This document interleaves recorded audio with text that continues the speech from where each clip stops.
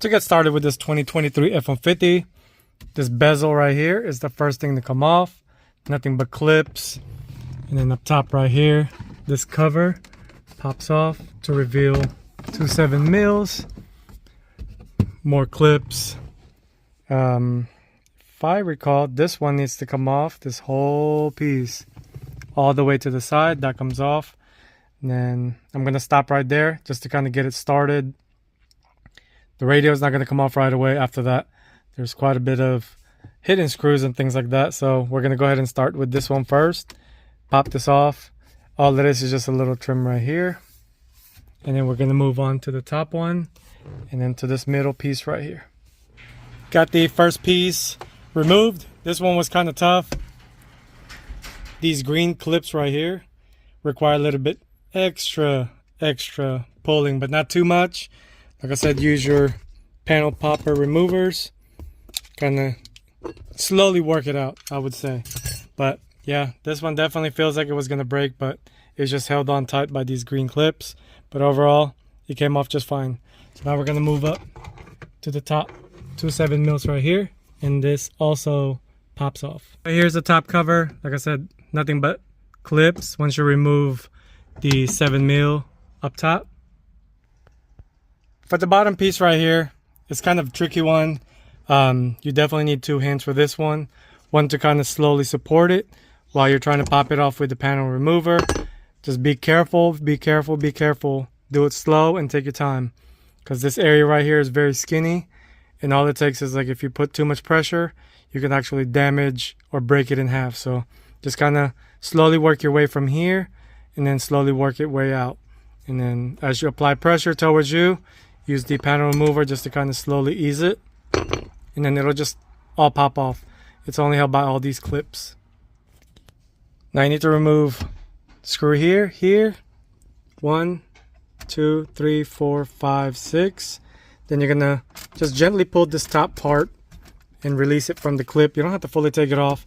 That way we can just have enough to release the radio bezel. So this thing can just stay here, but kind of give it a little bit more room.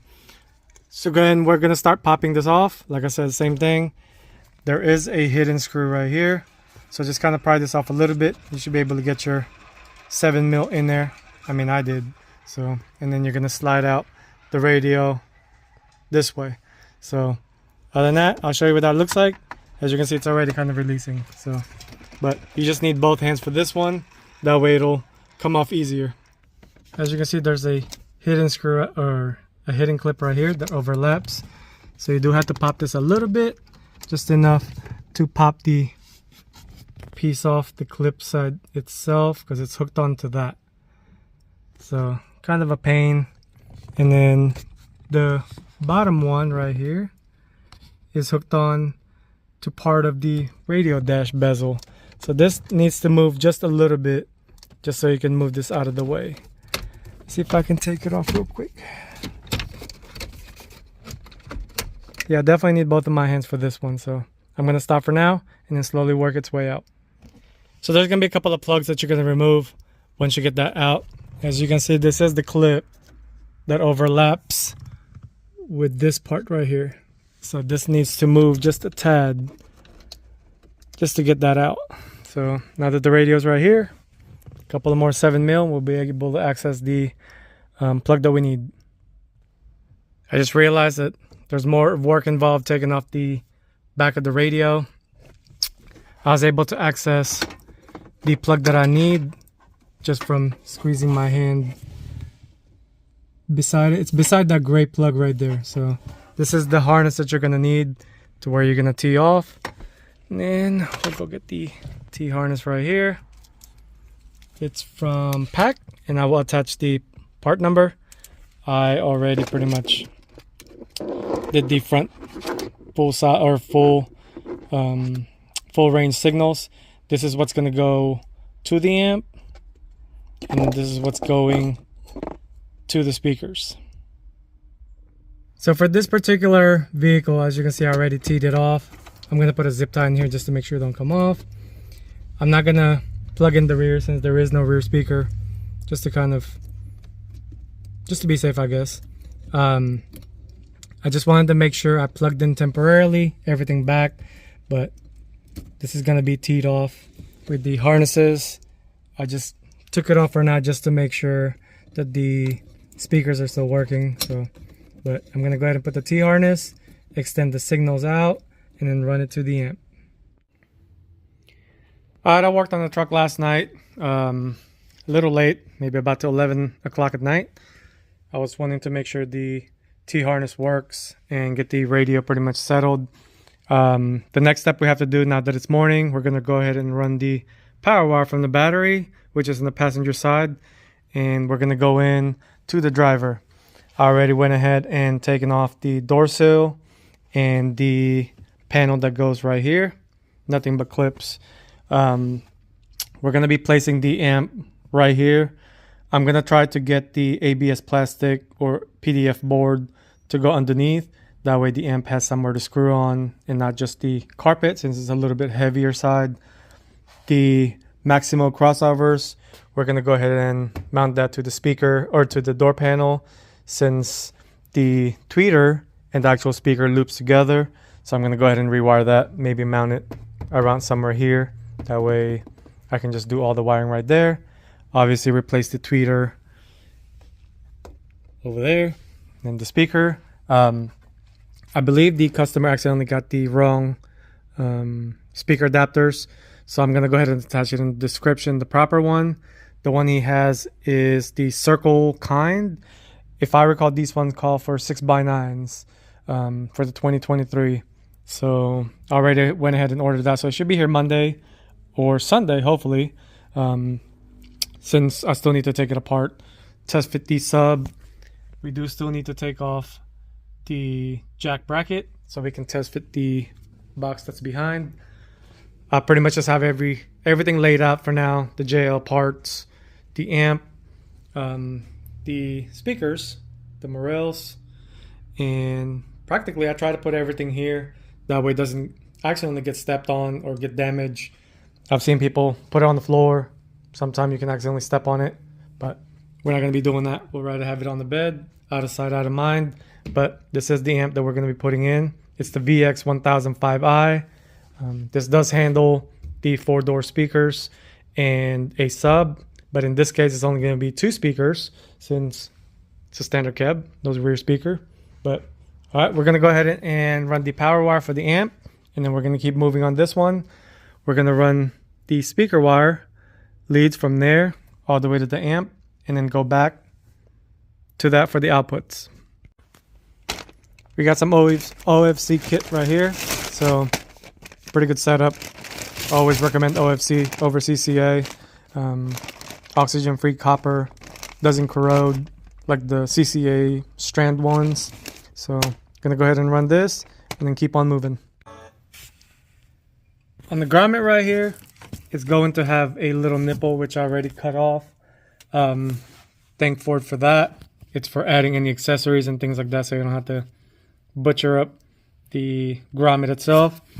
I already went and passed through. Show you real quick.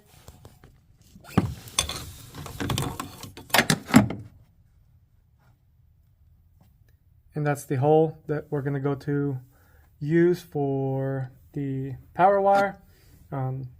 Before you even start cutting or poking through and things like that, I would make sure the harness on the other side is also out of sight, out of mind. That way you don't accidentally cut any wires. So I've ran into vehicles that has the wire leaning on the other side in the cabin, and some installers have actually done that, where they keep poking through flathead and things like that, and then ended up cutting a wire. So just be careful doing that. I already made sure everything on the other side is clear, so we're going to go ahead and run the power wire. Alright, this next step is pretty important. Make sure you mark or put a electrical tape on both ends of one set. That way when you wire it up, you'd know which one is the left, which one is the right, along with the speaker wires that's going to go to the amp all the way back to the door speakers. Make sure you also put that way you know which one is left and right. This step is pretty important. Just kind of twist it up, make it look nice.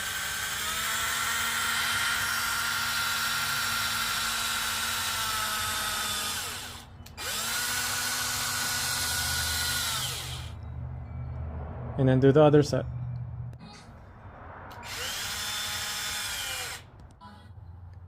This is the speaker wire, so it's going to go from the amp to the actual door speakers. Same deal.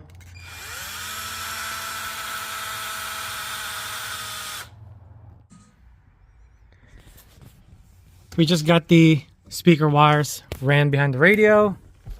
Just go ahead and zip tie it along the stock harness. Now this one's kind of showing excess, but I wanted to show you that I do put split loom, anything that's running behind the dash. Fords are notorious for having a lot of sharp edges, so just kind of protect it a little bit. Additional protection doesn't hurt, but I did run it right here in the corner, and then I'm going to zip tie everything. I do need to pull it back out. I just wanted to show you what this looks like. You don't have to do this. You can wrap it around with electrical tape, Tessa tape, engine harness tape, whichever you want to use, but this one's pretty inexpensive thing to do, so just to kind of protect it a little bit. Here's the progress so far. We've got the power wire going in already, kind of zip tied it. Do not forget the cable for the bass control. I zip tied the excess to a harness, and here are the speaker wires. Reason, like I said, this is the reason why I do the loom right here. You don't really want to zip tie your wiring directly to metals like these. That's just kind of like a precautionary thing. And see if I can get the zoom. And then zip tie the wire kind of along a harness, away from anything moving. And here we are so far. This is not completely done. I'm still running everything. The power wires on the right side of the factory harness. The speaker wires and inputs are going to be on the left. So I still need to zip tie everything and then pretty much get it prepped to the back where the amp's going to be. I went ahead and slid the PCV board. So you can see this is kind of what you want. You don't want to drill straight through the carpet or the metal itself from underneath. You want something to screw the amp on. As you can see, that's pretty secure, so it should hold pretty good in there. And the carpet is pretty much going to be wedged in between. So now we just got to plan where to mount the amp. So it's going to be a little bit more towards right here. All the speaker wires are going to have like a little slit. And just do all that. We're moving on to the ground. Here's what we're going to use, the stock location. Make sure you remove it first and then use a wire wheel brush to make sure the surface has no paint whatsoever. You want it to be as bare as possible so that ground will have a better continuity. Because if you don't make that thing sanded down, your amp might cut on and off, which I have seen before. So like I said, just remove it, make sure it's completely sanded down, and then bolt your new ground cable. That's basically what you want. You want it as bare as possible, no paint under. Don't forget to take the jack, 3 10mm bolts.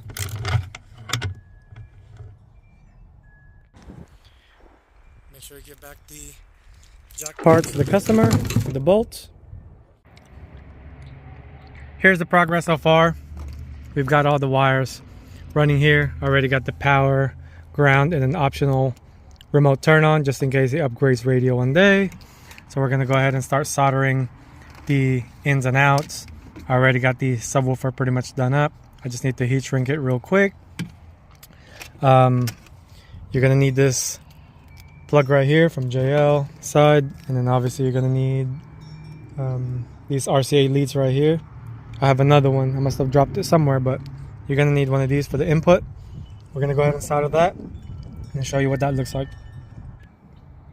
Just wanted to mention, now you can see why I put electrical tape. That way I'd know which ones are both left side in and out. I'm gonna go ahead and shorten this one, probably about right here, and then solder everything. But I'm gonna cut the one that's gonna be both left, which is the one with the zip tie, and then solder the inputs and outputs to it. Here's the progress so far. We've got the outputs that's gonna go straight to the door speakers, and here are the input signals for the high-low input. We still need to run this big plug all the way to that and try to kind of hide it on that corner, because can't really cut these in an event he wants to replace the radio one day. He'll still have RCAs, so I try not to cut things like that. And I did put heat shrink on these since he doesn't have any rear speakers, just that to kind of try to protect it a little bit. So we're gonna try to go ahead and run that, and then pretty much keep on going on this one. Progress so far. I went ahead and put some heat shrink on top of these RCAs that's not going to be used. If you ever do upgrade to an aftermarket radio one day and has all the outputs, this is where it's going to hook up. But for now, we're only going to need the front. And then we should be able to start plugging everything in to the back of the amp and see how it looks so far.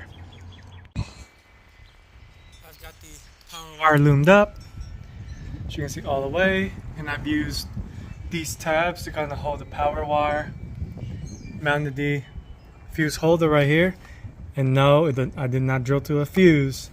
I used very small screw, just enough to hold it, just enough to pass the lid, and I did triple check, make sure there's nothing underneath it. And here's the power wire attached to battery already, so the power wire is pretty much done. Got everything in the back of the radio pretty much soldered. Zip tie, it's going to tuck in just right behind the radio itself. And I'm going to zip tie it to a harness, that way it doesn't flap around and things like that. But we can mark this as done. I just finished kind of messing around with the amp, turning on a couple of features. It's on DC offset turn on and off. So we're going to move on taking off the door panel. There's going to be a cover right here. As you can see, 2 clips, and then it kind of hooks onto these 2. But make sure you take off the little cell panel right here. Nothing but clips. There's going to be 2 7mm on the bottom. One here, and then one here. And also you have to take the little reflector off to expose that. And obviously the 2 7mm right there. Also, don't forget about the one behind the cell panel. Got the door panel. Obviously it has 6x9. I did have to order a 6x9 adapter to 6.5 from Amazon, so that should be arriving sometime tomorrow. But for now I'm going to go ahead and take this off and then kind of just pre-wire everything. Yeah, just to kind of keep it going before the adapter gets here. So I was working on the door speakers and I started hating the DC offset turn on signal. So I'm gonna go ahead and run an actual remote turn on power from the fuse box. It will be the fuse location number 2. So it's gonna be 1, 2. It's above the 7.5. I already got the type of fuse. It looks like somebody already have one here. I believe this is for the heated seats. So I'm gonna go ahead and pop this in. Yeah, just make sure you put a number 5 that's lower than the setting on what you're trying to protect. That way, in an event the amp goes bad, it'll pop this first before it pops the fuse that it's trying to protect in the vehicle. So this is the one that came off the vehicle, is a 10. Here's going to be the amp turn on. So that one's working great. I'm going to go ahead and run it to the passenger, all the way to the amp, and then hook that one up to it. While I'm running the wires, I noticed these 2 wires. It looks like it's for the heated seats. It's not even really put back properly. See, the clip is not even on. It's just kind of running like crazy, and it wasn't even underneath. So it's being pressed on like that. And yeah, so I'm gonna try to kind of move it around a little bit. Now it's Sunday. Like I said, we've been working on this thing since Friday. The speaker adapter did arrive, so we're gonna go ahead and pop the tweeter location just to kind of see what's going on with that. Little stain right there, but yeah, this is the only cover. 2 10mm on the bottom, and then up top right here, and this A pillar should just pop off. So I'm just kind of testing out the connection for the tweeter. I already got it out, and the speaker. I was kind of hoping that it has another separate wire that goes directly to the tweeter, because this is the adapter. See how like it has a loop? The other two sets are supposed to go to these tweeters. In return, we can use this. However, this one only has two. It does have continuity from here to the tweet. However, we can't use this signal to go to the crossover and then back to the tweeter. So we have to get it somewhere before the kick panel, use that signal, and then come out to the door and then to the tweeter. So I'm kind of just working on the passenger side just to see what I need to do to get the tweeters to work properly. As you can see, I had to take off the door boot. This is kind of a pain to remove. This lock right here doesn't like to release very easily. So, but in order to run the wire, this needs to come off because those two need to be unplugged. And in this open spot right here, put a small hole on the other side, and you can run basically anything at that point, and then you can just pull whatever wire you need. So I'm gonna have speaker wire running here, that way I can pretty much fish it to the inside and then fish it to where the crossover box is gonna be. I also did the Dynamat just to kind of absorb a little bit of the bass that it's gonna produce. So, but yeah, I'm gonna go ahead and keep doing this part and then do the driver's side, which is gonna be a little bit tricky. Finally got the wire fished out. Just kind of have to wiggle it around inside here. This spot definitely helped a lot because without this spot, can't run anything. So yeah, we're gonna go ahead and pretty much put everything back. At least we already got the speaker wire on the other side, so that makes it a little bit easier. So got me fishing around before I even plug everything in. I fished the speaker wire to this opening right here, and it's just gonna go up to the tweeter. So the driver's side is pretty much the same exact. However, this one had a wire zip tied here, so obviously that has to come off so you can fully pull everything out and kind of do what you need to do. But same exact plug, so like I said, you're gonna have to run the same exact way as you did on the passenger side and get that wire poking out, hopefully right here. Finally got the driver's side ran. Of course, got to use that Tessa tape, make it look OEM. As you can see, they use the same exact thing, so kind of have to keep it on that factory style look. So already got the wire pretty much ran right there. So what I'm gonna do now is just obviously put everything back, get the tweeter mounted up and wired up, and then we're home stretch now. Got the bottom piece already pretty much mounted back up.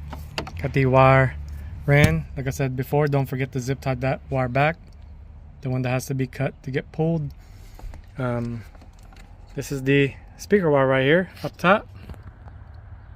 So one thing left now is pop everything in, make sure it clicks. Now we got the speaker wire ready, and we're gonna go ahead and just making sure everything clicks. Now that thing is back in there, we can go ahead and pretty much do the tweeters, solder them together, and then do this one last. I went ahead and mounted the Morel tweets using the stock bracket. And yes, I do use ABS plastic glue. These do rock hard, hold it in place. The only time you'll be able to take it off is obviously to heat it back a little bit with a heat gun, but that keeps it that OEM look. That's not really going anywhere. So it might look like a blob, but I'll have to push the ABS plastic in the crack or the mating surface. That way it'll kind of hold it in place very well. So I'm gonna go ahead and put some Tessa tape, mount this back up, and then connect it. Got the wiring and the tweeter pillar mounted back up. As you can see, this is the stock tweeter plug. It's uncut. That way, if he ever wants to put it back to stock, everything's gonna be ready. So this is very warranty, new car type of friendly install. So got to do what we have to do to make it that way. So I'm just gonna go ahead and run it right here. to where it meets with the one that we ran, and then that should be done. Got the tweeter pretty much soldered up, so we're gonna go ahead and wrap everything completely with Tesa tape. That way it literally looks just like OEM. And then we're gonna go ahead and zip tie this, that way it's out of place from moving objects like the window. So yeah, here's the solder so far, and put Tesa tape. All right, now let's tuck everything in. I pretty much have everything ran right there.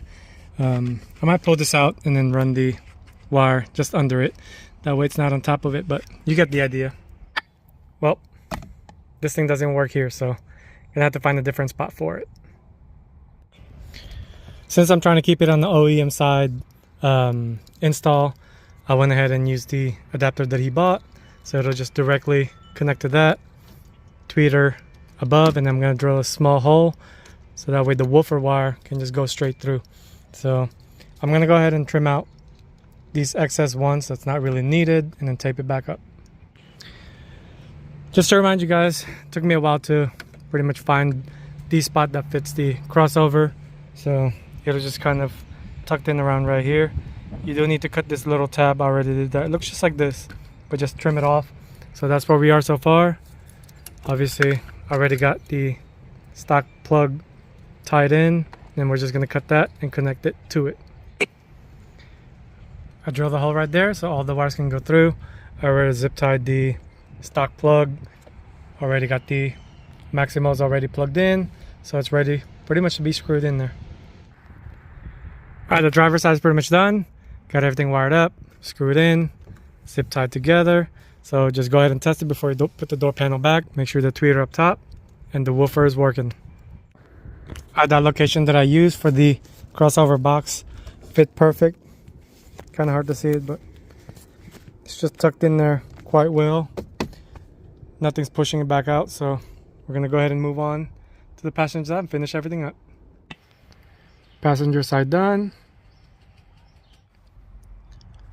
Finally got the base knob.